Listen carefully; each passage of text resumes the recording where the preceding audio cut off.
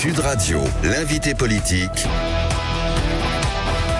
Jean-François Aquili. Jean-François Aquili, votre invité politique ce matin sur Sud Radio, c'est Céline Imar, députée européenne et vice-présidente des Républicains. Bonjour Céline Imar. Bonjour Jean-François Aquili. Emmanuel Macron visite ce matin une exploitation laitière de Haute-Saône, c'est près de Vesoul, pour rappeler son soutien aux éleveurs touchés par les crises sanitaires et qui ne pourront pas emmener les bovins au salon.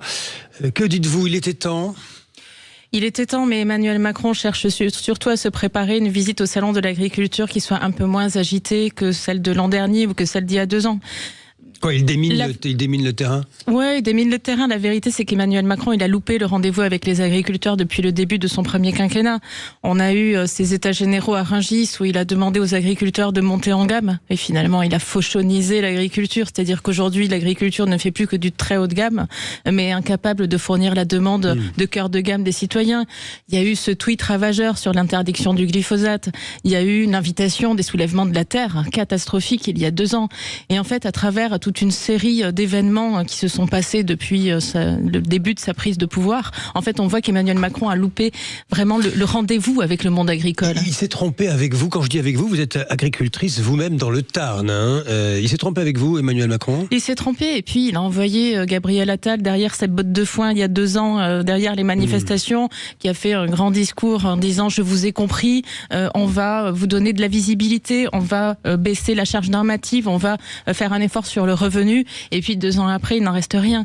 Donc aujourd'hui, il y a une loi d'urgence de simplification, c'est bien de l'entendre, mais les agriculteurs ne sont pas dupes de leur pas de temps et de combien de temps ça va prendre et qu'est-ce qu'il y aura dedans. Ça aurait été plus compliqué s'il était venu dans le Tarn ? Ça aurait été plus compliqué, oui, parce que dans le sud-ouest, on a le revenu agricole le plus faible de France. Et puis, on a aussi des mouvements qui sont plus radicaux, entre guillemets. Et donc, je pense que le sud-ouest est une zone qui souffre beaucoup et dont les particularités ne sont pas toujours prises en compte. Un salon sans vaches, ça va être triste, Céline Imar ? Ça va être triste, bien sûr, ça va être triste, mais ça reste un grand rendez-vous avec le public qu'il ne faudra pas manquer. Alors, il y a les 2 sujets. Il y a l'abattage systématique à cause de l'épidémie de dermatose, la DNC, et puis commençons par l'accord avec le Mercosur. Là-dessus, il a fait le job, le président, ou pas ? Non, mais il a eu un double discours permanent en disant à ses homologues européens et au Brésil, on va signer, laissez-moi habiller un peu la mariée avec des clauses miroirs, avec des clauses de sauvegarde. Et quand il voyait les agriculteurs à Bruxelles ou ailleurs, en France, partout, il leur disait on signera pas. Et ce double discours, on le paye, avec une France affaiblie, une France qui n'a pas tenu le même discours partout, et au final, on le paye. La vérité, c'est qu'aujourd'hui, Emmanuel Macron est incapable d'avoir une vision claire pour l'agriculture.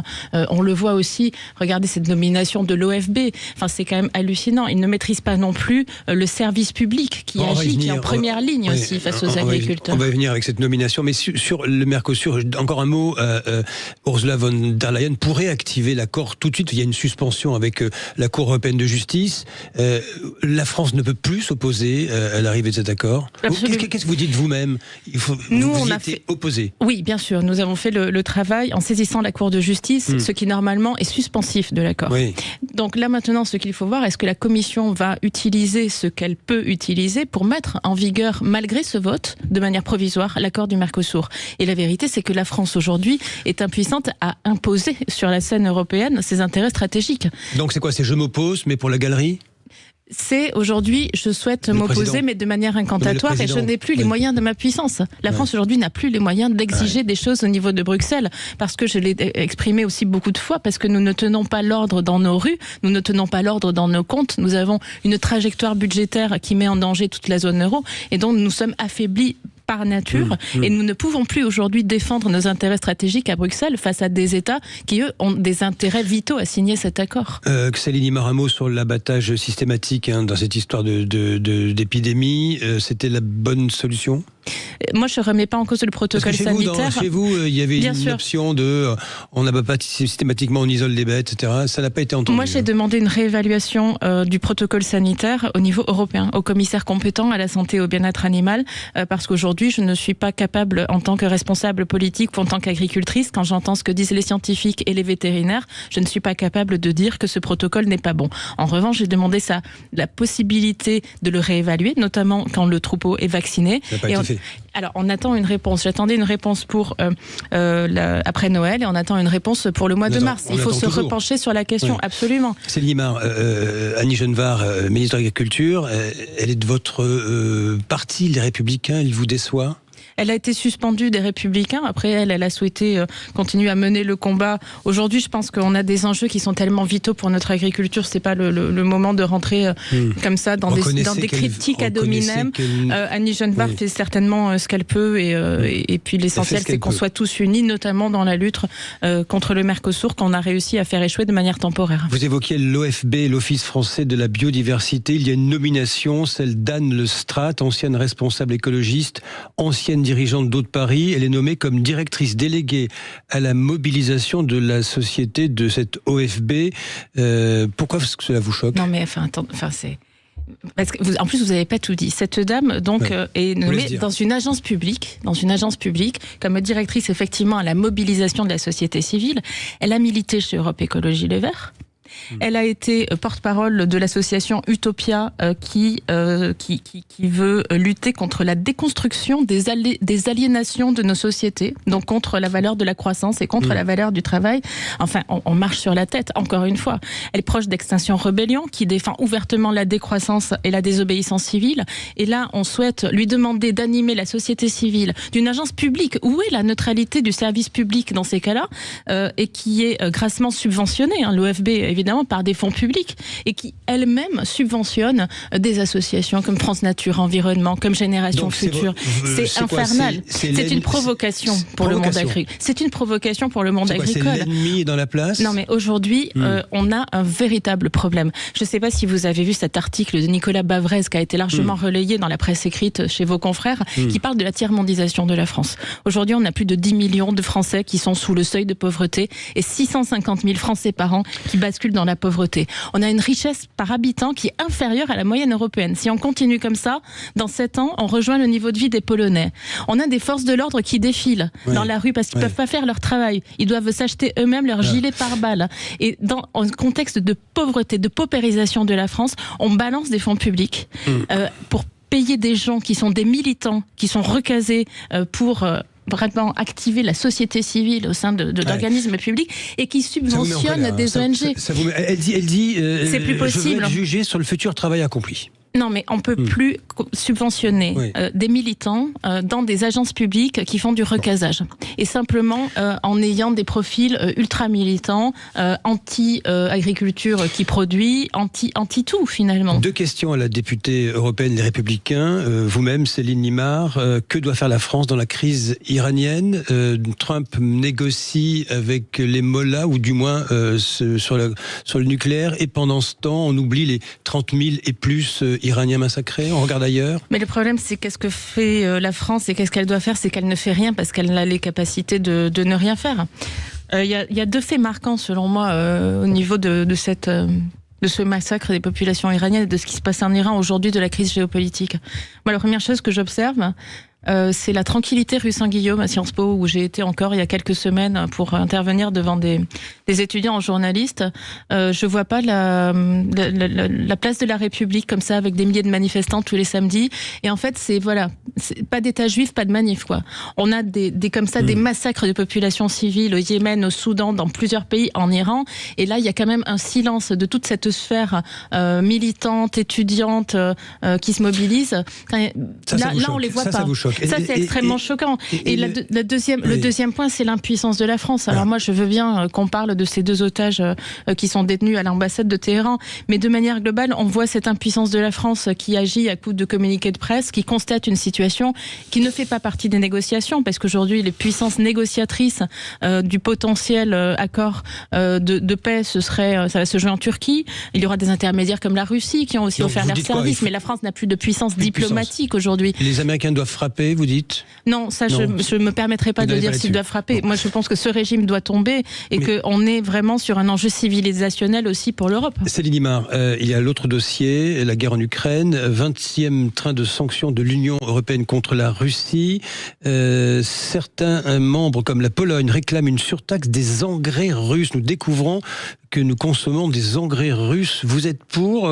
Parce qu'au bout de la chaîne, s'il y a une surtaxe, ce sont nos agriculteurs qui vont devoir vous-même, donc Oui. payez. Oui, moi ce que je constate, c'est que les agriculteurs sont toujours les premiers sacrifiés sur l'autel de la géopolitique. Non, mais la question, elle se pose aussi pour les denrées venues d'Ukraine. Elle se pose pour les engrais russes. Elle se pose pour les rétorsions chinoises. Elle se pose pour les droits de tarifs supplémentaires annoncés et imposés par Trump. En fait, quel que soit l'étau géopolitique, que ce soit la guerre en Ukraine ou les sanctions contre la Russie, que ce soit les rétorsions chinoises, les US, en fait, n'importe quel conflit ou enjeu géopolitique, les premiers sacrifiés, ce sont toujours les producteurs, les laitiers, les producteurs de cognac, de vin et de spiritueux. Et en fait, rien n'est fait pour desserrer l'étau qui pèse sur eux. Trump n'arrive pas à régler ces deux conflits. On parle de Proche-Orient, on parle de la Russie. Vous êtes vice-présidente des Républicains. Vous avez de l'admiration pour Donald Trump ? Moi, je ne me permettrai pas de juger un dirigeant de la politique étrangère. Aujourd'hui, il a été élu de manière démocratique, il tient sa ligne. Voilà, il a une manière de négocier et d'avancer très transactionnelle, qui n'est pas celle que les Européens connaissaient avec l'administration Biden. Voilà, je crois qu'il faut s'y faire. Il est surtout le miroir de nos propres faiblesses et de notre incapacité en Europe à répondre de manière stratégie et de manière puissance. Vous estimez que Jordan Bardella est ambigu à ce sujet? Jordan Bardella, que vous croisez au Parlement de Strasbourg, il est ambigu au sujet de M. Trump? Bon, écoutez, il a été clair, il défend sa ligne. Moi, après, les réactions des uns et des autres face à Trump m'importent peu. Ce que j'essaie de faire, et le combat des Républicains, c'est vraiment de donner des solutions aux personnes, au secteur, à l'agriculture, comme on le fait... Parce que Monsieur Bardella critique Trump sur l'histoire du Groenland, et vous avez vu que les Patriotes pour l'Europe, son groupe présidé au Parlement européen, avec d'autres organisations, organise un sommet transatlantique sur la liberté d'expression avec parmi tant de personnalités invitées, notamment 2 représentants américains de la Heritage Foundation qui a influencé les programmes de réélection de Donald Trump. Que dites-vous sur ce double langage? Moi, je dis que la première chose à faire quand on est élu au Parlement européen, c'est de défendre les intérêts de la France. Et donc, je pense que c'est ce qu'il faut faire non seulement sur les sujets agricoles, c'est ce qu'on fait aussi avec des élus comme Laurent Duplon sur les sujets agricoles. Lui, il le fait au Sénat, à l'Assemblée nationale. Et donc, l'important, c'est vraiment aujourd'hui de sortir de l'impuissance et d'essayer de développer une vision stratégique pour ces secteurs. Céline Imard, donc en tant que vice-présidente, je rappelle, des Républicains, vous avez vu que l'UDR-RN remporte cette élection partielle dans la Savoie. Il a battu un candidat LR. Il a battu un candidat LR qui n'était pas sortant. Une élection ne vaut pas au niveau national. Il y a eu 34% de participation. Reconnaissez que ça va pas très bien chez les Républicains, là. C'est un moment de... Vous êtes pris en sandwich, là. On en a gagné beaucoup des législatives partielles auparavant. Bon, je crois que tout ne se joue... Les électeurs disent la barre plus à droite, Écoutez, aujourd'hui, la ligne de LR, elle est claire, c'est de proposer une alternative à la Macronie pour 2027, avec un projet qui va répondre aux différentes préoccupations du Français, qui sont le retour de l'ordre, le retour de la sécurité, du régalien, de l'autorité, qui soit le pouvoir d'achat. Donc voilà, on peut commenter les résultats d'une législative partielle, ça reste un contexte local. Mais je vous parle d'un mouvement plus profond. Regardez, votre collègue eurodéputé LR, Christophe Gomard, c'est pas rien, Christophe Gomard, ancien combattant des opérations spéciales, ancien directeur du renseignement militaire, vice-président de la commission sécurité et défense au Parlement européen, et monsieur costaud, il soutient Éric Ciotti à Nice. Il est chez vous, chez LR. Vous lui dites quoi, Christophe Gomard? Il a pris une prise de position qui le concerne, qui est personnelle, et je crois que le président et le secrétaire général de LR s'exprimeront dans les prochaines heures à ce sujet. Une décision pourrait être prise concernant monsieur Gomard. En tout cas, une expression, au niveau des dirigeants du parti sera donnée. Après, il a exprimé une position personnelle dans un contexte local. Parce que vous voulez créer une forme de digue, c'est ça, pour pas que ça s'en aille chez Éric Ciotti ou plus loin même? Non, mais aujourd'hui, il y a des sensibilités différentes qui existent au sein du mouvement LR. Comme je le dis parfois, un parti, ce n'est pas une caserne, et donc on a différentes sensibilités qui s'expriment, différentes lignes. Bon voilà, je crois que tout ça sera clarifié dans les prochaines heures. C'est très chaud, on reconnaît que c'est très chaud. Bon, il y a les affaires agricoles, c'est très important. Vous avez raison, Céline Imard, mais là, l'avenir des Républicains, c'est un moment décisif. Vous êtes d'accord? Mais écoutez, moi je crois que la ligne est très claire. On a eu des élections internes qui en ont déterminé une. Bruno Retailleau a été... Ils vous voient avoir participé, enfin pas vous, mais au gouvernement, donc c'est compliqué à gérer. Et puis Laurent Wauquiez aussi. On sait pourquoi. Laurent Wauquiez aussi, pour le vote du budget. Franchement, vis-à-vis de Bruno Retailleau, il y a eu quand même des jeux doubles, non ? Disons que les sensibilités sont différentes. Au Sénat, clairement, nos sénateurs LR se sont opposés à ce budget. Au niveau des députés LR, eux, ils ont estimé que refaire tomber le gouvernement, qui risquerait de provoquer de nouvelles élections législatives, arriver à une assemblée de plus en plus... Bien sûr, les gens retiennent qu'ils ont voté le budget, mais il faut aussi respecter les sensibilités et les choix. Ils ont choisi de ne pas censurer, pour ne pas avoir une assemblée encore plus fracturée, et qui fait qu'on ne pourrait toujours rien faire d'ici les véritables réformes qui ne pourront se faire qu'en 2027. Ils ont préféré utiliser leur niche parlementaire, par exemple, pour l'interdiction des frères musulmans et son inscription sur la liste des organisations terroristes. Les sensibilités sont différentes et je crois qu'il faut l'accepter et le comprendre aussi. Merci à vous, Céline Imard. Merci. Merci Jean-François Aquili. Merci Céline Imard, Jean-François Aquili. On va revenir sur ce que vous avez évoqué, notamment la rencontre d'Emmanuel Macron. Est-ce qu'il peut vraiment calmer la colère agricole ? J'avais un agriculteur qui va le rencontrer tout à l'heure en ligne à 7h10, qui m'a dit bah non, moi je vais lui demander quand même un certain nombre d'explications, notamment sur la nomination de la personne à l'OFB en fait tout à l'heure. J'aimerais vous entendre. 0826 300 300. Vous pouvez réagir aussi sur l'affaire Epstein. Tempête dans un verre d'eau ou pas du tout, bien sûr, ou une affaire beaucoup plus importante avec des personnalités françaises citées dans certains dossiers. Est-ce qu'elles doivent se justifier publiquement ? Et puis cette enquête très intéressante qui fait sur 20 ans le lien entre la disparition des cafés, bistrots et bars et la progression du vote du Rassemblement national. Est-ce que vous avez constaté ça chez vous ? 0826 300 300. Vous avez la parole, nous sommes ensemble évidemment et bien ensemble, tranquillement sur Sud Radio jusqu'à 9h.